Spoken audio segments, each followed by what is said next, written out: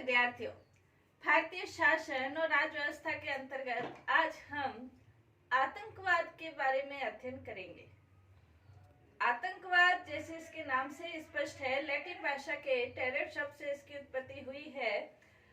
आतंकवाद के अंतर्गत जैसे इसके नाम से स्पष्ट है, हम कह सकते हैं कि दूसरों को आतंक फैलाकर अपने स्वार्थों की पूर्ति करना आतंकवाद कहा जा सकता है। जो आतंक फैलाया जाता है, भय फैलाया जाता है, उसके अंतर्गत हिंसा, बल प्रयोग, हत्या, अपहरण, डकैती, ये सारी चीजें इसके अंतर्गत शामिल होती है।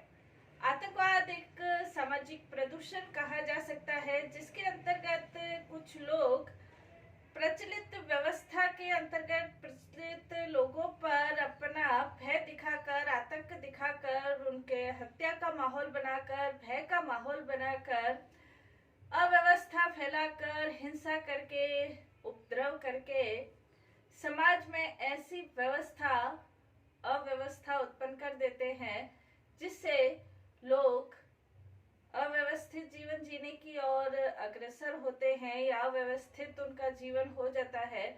जब ये घटनाएं बार बार घटित होती है तो जहां लोगों में एक तरफ सुरक्षा की भावना, भय की भावना पैदा होती है, वहीं प्रचलित राज व्यवस्था की ओर भी उनका अविश्वास पैदा होता है। इससे जहां सामाजिक क्षेत्र में हानि होती है, राजनीतिक क्षेत्र में भी हानि होती है, आर्थिक क्षेत्र में भी हानि होती है, और वहीं उद्योग, पर्यटन, इन पे भी बहुत बुरा असर पड़ता है। आतंकवाद के अंतर्गत एक ऐसी व्यवस्था प्रोफेसर शर्दुलस्की के अनुसार कह सकते हैं कि आतंकवाद सामाजिक और राजनीतिक व्यवस्था के विरुद्ध बम और ऐसी ही विस्फोटक सामग्री के द्वारा अपने आप को प्रकट करना आतंकवाद कहलाता है। आतंकवाद की यदि परिभाषाएं देखें तो विभिन्न विद्वानों ने आतंक की परिभाषा दी है। अगर एक लाइन में इसको कहना चाहे तो अपनी मांगे मनवाने के लिए बल का प्रयोग करना आतंकवाद कहलाता है।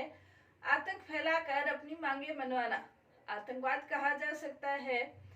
और इसके अंतर्गत यदि विद्वानों की परिभाषा देखें तो ब्रिया एम जेनिक्स के शब्दों में कहा जा सकता है, हिंसा की धमकी, व्यक्तिगत हिंसात्मक कृत्य और लोगों को आतंकित करने के उद्देश्य से हिंसा का जो विचार है, हिंसा का विचार या वास्तविक रूप में हिंसा करना, हिंसात्मक कार्यवाही करना आतंकवाद कहा जा सकता है।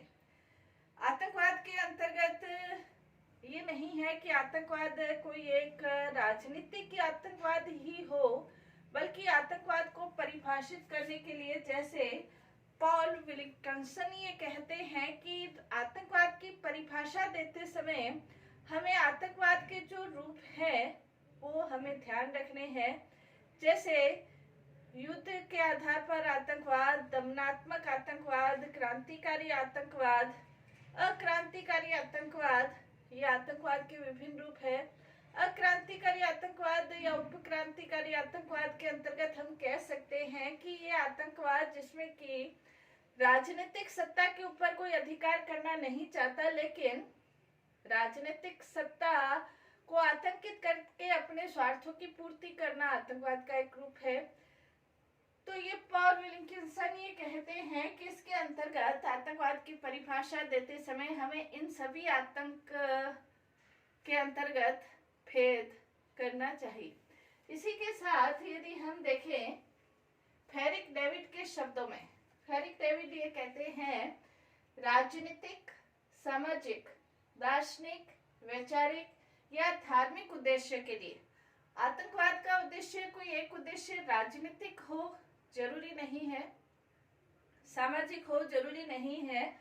फेरिक डेविड ये कहते हैं कोई भी उद्देश्य हो सकता है, राजनीतिक भी हो सकता है, सामाजिक भी हो सकता है, दार्शनिक भी हो सकता है, वैचारिक भी हो सकता है कि अपनी विचारधाराओं को किसी पर थोपना, दार्शनिक भी हो सकता है, धार्मिक भी हो सकता है, अपने आप अपने धर्म की श्रेष्ठता साबित करने के लिए दूसरे की निर्मम हत्या कर देना, ये भी हो सकता है। धार्मिक उद्देश्यों के लिए किया गया कोई ऐसा सशस्त्र हिंसक कृत्य जो मानवतावादी कानूनों के आदेशों का उल्लंघन करता है। मानवतावादी कानूनों के आदेशों का उल्लंघन करता है, यानी कि जो मानवतावादी कानून है उनको नहीं मानता, जैसे निर्दोष व्यक्तियों की हत्या कर देना, हत्या का एक माहौल पैदा कर देना, ऐसी वैचारिक स्थितियां पैदा कर देना कि जिससे लोग असुरक्षा भय के वातावरण में रहे। तो ये जो स्थिति है ये आतंकवाद, फेरिक डेविड के शब्दों में आतंकवाद कही जा सकती है। आतंकवाद की जो स्थिति है, आतंकवाद के अंतर्गत हम ये कह सकते हैं कि आतंकवाद के अंतर्गत आतंकवादी अपनी मांगे मनवाने के लिए उनको सही क्या है, गलत क्या है, उचित क्या है, अनुचित क्या है, उसके अंतर्गत जिस तरह का माहौल की स्थिति पैदा होती है, जिसके अंतर्गत एक असुरक्षा का माहौल, आतंकवादी ये नहीं है कि वो किसी विशेष उद्देश्य के लिए कोई विशेष कार्य प्रणाली के द्वारा ही अपने उद्देश्यों की सिद्धि करते हैं। आतंकवादी क्या उचित है, क्या अनुचित है, क्या सही है, क्या गलत है, क्या मानवतावादी है, क्या मानवतावादी नहीं है, हिंसात्मक क्या है, अहिंसात्मक क्या है, इन सभी चीजों से परे रहकर उनका एकमात्र उद्देश्य यही होता है कि आतंक का माहौल फैलाकर अपने स्वार्थों की पूर्ति करना, हिंसात्मक माहौल फैलाकर अपने स्वार्थों की पूर्ति करना, और इसके लिए वो किसी भी प्रकार की अपनी कार्य प्रणाली का प्रयोग कर सकते हैं। आतंकवाद की परिभाषा हमने देखी। नेक्स्ट इसके अंतर्गत यदि हम देखें कि आतंकवादियों की क्या कार्य प्रणाली हो सकती है, आतंकवादियों की कार्य प्रणाली कुछ भी हो सकती है। उसके अंतर्गत निश्चित रूप में हम नहीं कह सकते कि इन्हीं आधार पर आतंकवादी कार्य करेंगे। कुछ भी कर सकते हैं, वो अपने स्वार्थों की सिद्धि के लिए किसी भी प्रकार की कार्य प्रणाली को अपना सकते हैं, किसी भी व्यक्ति की हत्या कर सकते हैं, किसी भी कानून का उल्लंघन कर सकते हैं, निर्दोष व्यक्तियों की हत्या कर सकते हैं। इनके लिए कुछ भी ऐसा नहीं है कि वो नहीं करेंगे, बल्कि हर प्रकार का कार्य करने के लिए वो अपने आप को स्वतंत्र मानते हैं। फिर भी इनकी यदि कार्य प्रणाली देखा जाए तो कुछ कार्य प्रणाली हम कह सकते हैं, जैसे विमानों का अपहरण करना, विमानों का अपहरण करके वहां उसमें विद्यमान जो यात्री है उनको उनकी मृत्यु का भय दिखाकर उनके अपहरण के अंतर्गत उनसे फिरौती की मांग करना, या अपना कोई राजनीतिक उद्देश्य, धार्मिक उद्देश्य, अपना उद्देश्य सिद्ध करना, अपना स्वार्थ सिद्ध करना, राजनयिकों, प्रमुख हस्तियों का अपहरण करना। इसके अलावा सार्वजनिक नेताओं की हत्या करना, जो नेता है जिनका प्रभाव ज्यादा बढ़ रहा है उनकी हत्या करना, तोड़फोड़ करना, बम करना, व्यक्तिगत रूप से या सामूहिक रूप से नरसंहार करना। सामूहिक रूप से भारत के अंतर्गत यदि देखा जाए तो भारत के अंतर्गत इन सभी घटनाओं से भारत का सामना हो चुका है। भारत के अंतर्गत आतंकवादी घटनाओं के अंतर्गत विमानों का अपहरण भी हुआ है, राजनयिकों की हत्या भी हुई है, जो हस्तियां हैं उनका अपहरण भी हुआ है, और उसके बदले में अपने आतंकवादियों को छुड़ाना, अपने जो साथी है उनको छुड़ाना, व्यक्तिगत रूप से भी हत्या की गई, सामूहिक रूप से सीरियल बम ब्लास्ट भी हुए हैं, बॉम्बे में हुए हैं, जयपुर में हुए हैं, कई जगह सीरियल बम ब्लास्ट भी हुए हैं। कहने का तात्पर्य यह है कि अपने स्वार्थों की सिद्धि के लिए हर प्रकार के कार्य आतंकवादियों के द्वारा किए जाते हैं, हिंसात्मक कार्रवाई की जाती है, और इसके साथ ही साथ अपने जो स्वार्थ है उनकी वो पूर्ति की जाती है। भारत के अंतर्गत ये सारी घटनाएं, आतंकवादियों से संबंधित सारी घटनाएं घटित हो चुकी है। अगर भारत में देखा जाए आतंकवादी घटनाएं, या भारत के कौन से राज्य आतंकवादी गतिविधियों से सम्मिलित रहे हैं या आतंकवादी गतिविधियों के शिकार रहे हैं। भारत के अंतर्गत ऐसा नहीं है कि सिर्फ जम्मू कश्मीर के अंतर्गत ही आतंकवादी घटनाएं घटित रही है। जम्मू कश्मीर के अलावा भी अनेक ऐसे राज्य हैं जहां भारतीयों को आतंकवाद का सामना करना पड़ा है। भारत के अंतर्गत यदि देखा जाए तो भारत ऐसे देशों की सूची में शामिल है जहां पर बहुत ज्यादा आतंकवादी घटनाएं घटित होती है, और ये न सिर्फ जम्मू कश्मीर तक सीमित है बल्कि भारत के अंतर्गत पूर्वोत्तर राज्य, दक्षिण राज्य, इनमें भी आतंकवादी घटनाएं घटित होती रही हैं। तो आज हम विभिन्न राज्यों के संदर्भ में जो आतंकवादी घटनाएं हैं उसके बारे में हम अध्ययन करेंगे। जैसे उत्तर पूर्वी जो राज्य है, जैसे नागालैंड है, मिजोरम है और मणिपुर है, इन राज्यों के अंतर्गत जो आतंकवादी घटनाएं हैं, सबसे पहले ये राज्य ही आतंकवादी जो राज्यों का उदय आतंकवाद के क्षेत्र में हम कह सकते हैं, जिसके अंतर्गत सबसे पहले इसका जो उदय है नागालैंड के अंतर्गत जापू जो है, जिसने नागा नेशनल काउंसिल की स्थापना आतंकवाद के क्षेत्र में इसकी प्रथम शुरुआत कह सकते हैं स्वतंत्रता के बाद से शुरू हो गई थी। और इन्होंने जापू फिजो ने अपने नेशनल काउंसिल के माध्यम नेशनल नागा काउंसिल के माध्यम से इन्होंने गुरिल्ला पद्धति के माध्यम से नागालैंड को भारत से पृथक राज्य बनाने के क्षेत्र में इन्होंने गुरिल्ला पद्धति के माध्यम से आतंक फैलाने की कोशिश की, सार्वजनिक हस्तियों की हत्या की, आतंक फैलाया, बंधक बनाए लोगों को। और इसका ये जो प्रभाव है, नेशनल नागा काउंसिल का जो प्रभाव है, वो मिजोरम और मणिपुर तक भी फैल गया था। मिजोरम नेशनल फ्रंट भी इसमें शामिल होने के बाद और इसके बाद जो इसके राष्ट्र थे अपने पड़ोसी देश चीन और म्यांमार, इनकी लगातार इनको सहयोग मिल रहा था, सैनिक प्रशिक्षण में सहयोग मिल रहा था, धन के क्षेत्र में सहयोग मिल रहा था, और ये चाहते थे कि भारत के अंतर्गत ये जो आतंकवादी है ये अपना प्रभाव जमाए रखे, और जो नागालैंड है भारत से एक पृथक राज्य के रूप में, इसके साथ मिजोरम, मणिपुर ये भी इसमें शामिल हो जाए।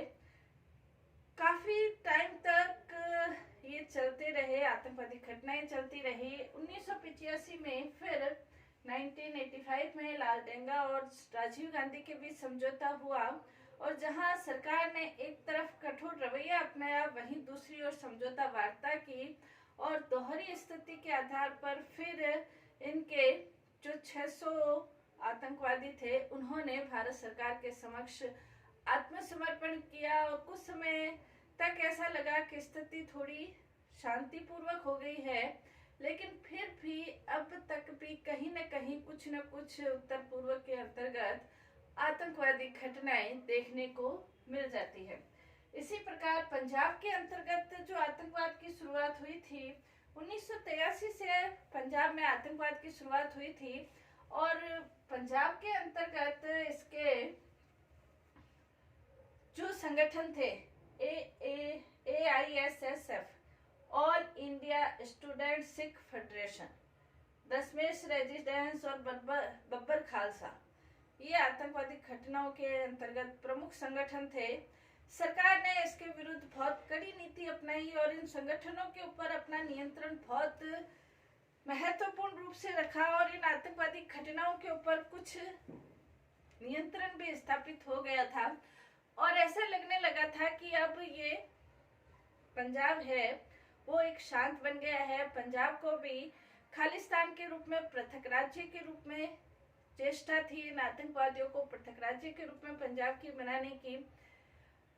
सरकार के कठोर नियंत्रण पर कुछ समय के लिए आतंकवादी घटनाएं शांत रही, लेकिन 1984 में जब श्रीमती इंदिरा गांधी की हत्या हुई और उसके बाद उनके ही अंगरक्षकों के द्वारा, सिख अंगरक्षकों के द्वारा जब उनकी हत्या की गई, तब ये लगने लगा कि वास्तव में आतंकवाद खत्म नहीं हुआ है, और उसके बाद से जो आतंकवादी घटनाएं, हत्या, हिंसा, इसके रूप में लगातार अपहरण लगातार बढ़ती रही थी। श्रीमती गांधी ने इसके लिए ऑपरेशन ब्लू स्टार चलाकर स्वर्ण मंदिर में जो भी आतंकवादी छुपे हुए थे उनको गिरफ्तार किया। जो हथियारों की बहुत बड़ी खेप थी वो उनको अपने कब्जे में लिया और इसके बाद लगातार ये आतंकवादी घटनाएं घटित होती रही। लेकिन 1985 के अंतर्गत राजीव लोगोवान समझौता हुआ और उस समझौते के तहत ही लगने लगा कि अब कुछ शांत होगा आतंकवाद। लेकिन 1985 के अंतर्गत लोगोवाल की गुरुद्वारे में ही, संत लोगोवाल की गुरुद्वारे में ही हत्या कर दी गई थी। फिर आतंकवाद बढ़ गया, हत्याएं होती रही। उसके बाद 1992 में जब पंजाब के अंतर्गत बेअंत सिंह की सरकार आई तो उसके बाद से आतंकवाद के ऊपर कुछ लगाम लगाई गई। जम्मू कश्मीर के अंतर्गत यदि देखा जाए तो जम्मू कश्मीर के जो आतंकवाद है, जम्मू कश्मीर का आतंकवाद पूर्ण रूप से पाकिस्तान समर्थित कहा जा सकता है। भारत का जब विभाजन हुआ था और जब भारत को स्वतंत्रता मिली थी उसके बाद ये था कि कोई भी देशी रियासत जिसके अपनी इच्छा से जिस राज्य में चाहे शामिल हो सकती है, चाहे वो भारत में चाहे वो पाकिस्तान में शामिल हो सकती है। जम्मू कश्मीर रियासत के राजा हरि सिंह ने अपने आप को स्वतंत्र राज्य घोषित किया। पाकिस्तान स्वतंत्रता से ही 1948 में ही कबाइलियों को भेजकर जम्मू कश्मीर को अपने राज्य के अंतर्गत मिलाना चाहता था, लेकिन उसका सफल नहीं हुआ। 1965 में, 1971 में, 1999 में बार बार कोशिश करके वो जम्मू कश्मीर में अपने आतंकवादी गतिविधियों को शेयर देता रहा है, आतंकवादी गतिविधियों का प्रचार करता रहा है। जब उसको ये लगा कि घोषित युद्ध में वो भारत को हरा नहीं सकता, उसको बार बार मुंह की खानी पड़ती है, तो उसने आतंकवादी गतिविधियों को और ज्यादा प्रश्रय देना शुरू कर दिया। और इसके अंतर्गत जो स्थानीय लोग थे उनको बहकाकर, सैनिक प्रशिक्षण देकर, उनको बहकाकर उनसे आतंकवादी घटनाएं घटित करवाता था। जब स्थानीय लोगों को ये लगा कि हम तो अपने ही देश के विरुद्ध कार्य कर रहे हैं, तो उन्होंने, स्थानीय लोग पाकिस्तान के विरुद्ध हो गए। उसके बाद भाड़े के सैनिकों के द्वारा, जिसके अंतर्गत पाकिस्तान के खुद के सैनिक थे, पाकिस्तान समर्थक जो कश्मीर है उसके सैनिक, अफगानिस्तान के सैनिक, कई बार इसके ठोस सबूत भारत सरकार के पास भी है, इन भाड़े के सैनिकों के द्वारा आतंकवादी घटनाओं को अंजाम देने लगे। जम्मू कश्मीर के अंतर्गत हालांकि वर्तमान समय बड़ी खुशी की बात है कि धारा 370 को हटा दिया गया है और अब भारत सरकार को जम्मू कश्मीर के ऊपर पूर्ण रूप से अधिकार प्राप्त हो गया है, केंद्र शासित प्रदेश बन गया है, पूर्ण रूप से अधिकार प्राप्त है। तो अब जो वर्तमान समय जो आतंकवादी घटनाएं हैं उसमें कुछ कमी आई है, लेकिन फिर भी वर्तमान समय पुलवामा हमला है, उरी हमला है और अभी तक भी जो सुरक्षा बलों के ऊपर हमले होते हैं, आतंकवादियों के हमले होते हैं, पुलवामा में दोबारा आतंकवादी घटनाओं को अंजाम देने की कोशिश की गई। तो ये जो स्थिति है जम्मू कश्मीर के अंतर्गत आतंकवाद की बड़ी भयानक स्थिति है। कुछ कमी आई है लेकिन अभी तक भी बहुत कुछ जम्मू कश्मीर के अंतर्गत करना बाकी है। इसके अलावा यदि देखा जाए तो इसके अंतर्गत जम्मू कश्मीर के अंतर्गत पाकिस्तान क्या क्या कार्य करता है, तो इसके अंतर्गत घुसपैठ में बढ़ोतरी करता है, सीमा पर लगातार वो गोलीबारी करता है, भाड़े के सैनिकों के द्वारा वो वहां पर अव्यवस्था फैलाता है। रजौरी, पूंछ और डोडा जो इलाके हैं उस पर वो अपना ध्यान विशेष केंद्रित करके यहाँ पर से आतंकवादी घटनाएं घटित करवाता है, अंजाम देता है, नए रास्तों का प्रयोग करता है। नए रास्ते, ऐसे रास्ते जहां पर सुरक्षा बल नहीं होते, वहां उन रास्तों से घुसपैठ करके वो आतंकवादी घटनाओं को अंजाम देता है। सांप्रदायिक समीकरण को बिगाड़ने की कोशिश करता है, लोगों की भावनाओं को भड़काने की कोशिश करता है और रूढ़िवाद को बढ़ावा देता है, रूढ़िवाद कुप्रचार करता है। अनुच्छेद 370 को हटाने के बाद इतना ज्यादा कुप्रचार किया गया कि वहां के लोग सुरक्षा बलों के ऊपर ही पत्थर फेंकने लगे। इस प्रकार की घटनाएं करता है, स्थानीय युवकों को शामिल करता है। एक एक पत्थर फेंकने के बदले उनको पैसों का लालच दिया जाता है। इस प्रकार की घटनाएं घटित करवाकर आतंकवाद को वो जीवित रखना चाहता है। आतंकवाद के जीवन में ही पाकिस्तान का जीवन शामिल है। तो इस प्रकार की से वो अपनी राजनीतिक महत्वाकांक्षा या स्वार्थ, राजनीतिक स्वार्थों की पूर्ति उसकी तभी होती है जब जम्मू कश्मीर में आतंकवाद जीवित रहे। इसके अलावा असम के अंतर्गत भी आतंकवाद है। असम में 1983 से आतंकवादी घटनाएं घटित होती रही है और 83 में एक नरसंहार के रूप में आतंकवादी घटनाओं को देखा जा सकता है। इसके बाद 1985 के अंतर्गत भी असम के रोकने के लिए उस समय समझौता हुआ था और उसके बाद 1989 में उल्फा के अंतर्गत उल्फा को रोकने के लिए ऑपरेशन बजरंग चलाया गया था ताकि उल्फा के जो आतंकवादी है उनको पकड़ा जा सके। इसके बाद ऑपरेशन बजरंग को कुछ सफलता मिली। उसके बाद 1999 के अंतर्गत असम में ही आतंकवाद को रोकने के लिए ऑपरेशन राइनो चलाया गया था ताकि असम के अंतर्गत आतंकवादी जो घटनाएं हैं उनको रोका जा सके। असम के अंतर्गत आतंकवाद का जो मूल कारण है वो ये कारण है कि असम के पास बांग्लादेश है और बांग्लादेश की स्थापना के बाद बांग्लादेश से कुछ शरणार्थी असम में आते थे, लेकिन बांग्लादेश के स्वतंत्र राज्य बनने के बाद लगातार बांग्लादेशी आने लगे। तो असम के जो स्थानीय लोग हैं उन्हें अपनी संस्कृति की, अपनी भाषा की, अपने चिंता होने लगी और उनके जो बांग्लादेशी उनके विरुद्ध एक माहौल बनने लगा और यही एक आतंकवाद का कारण असम के अंतर्गत बना। इसके अलावा तमिलनाडु के अंतर्गत भी आतंकवाद है। तमिल टाइगर्स, लिट्ठे, ये आतंकवादी घटनाओं को तमिलनाडु के अंतर्गत भी अंजाम देते रहते हैं। वर्तमान समय यदि देखा जाए तो भारत के अंतर्गत अमरनाथ यात्रा के ऊपर आतंकवादी हमला हुआ, पुलवामा हमला हुआ, उरी हमला हुआ और रोज हम अखबारों में देखते हैं कोई न कोई आतंकवादी घटना घटित होती रहती है। तो भारत आतंकवाद का बहुत भयंकर रूप से शिकार रहा है और भारत की सुरक्षा एजेंसियां, भारत के राजनीतिक लोग हालांकि ये चाहते हैं, प्रत्येक भारतवासी ये चाहता है कि आतंकवाद खत्म हो, लेकिन आतंकवाद के संदर्भ में क्या क्या कारण है उसके बारे में हम नेक्स्ट क्लास में अध्ययन करेंगे। धन्यवाद।